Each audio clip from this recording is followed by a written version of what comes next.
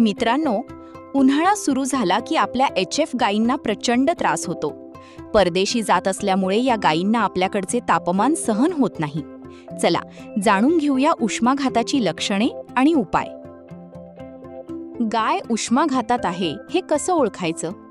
गाय तोंड उघडून जोरात श्वास घेते, तोंडातून लाळ गळते, चारा खाणे कमी करते आणि सगळ्यात महत्त्वाचं म्हणजे तिचे दूध उत्पादन अचानक घटते.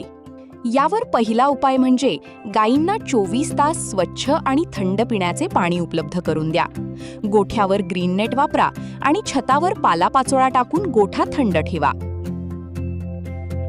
गोठ्यामध्ये हवा खेळती राहण्यासाठी पंखे लावा.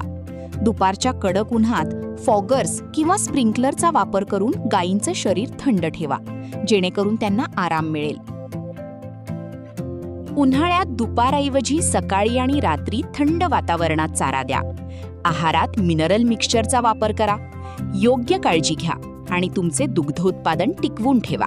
धन्यवाद.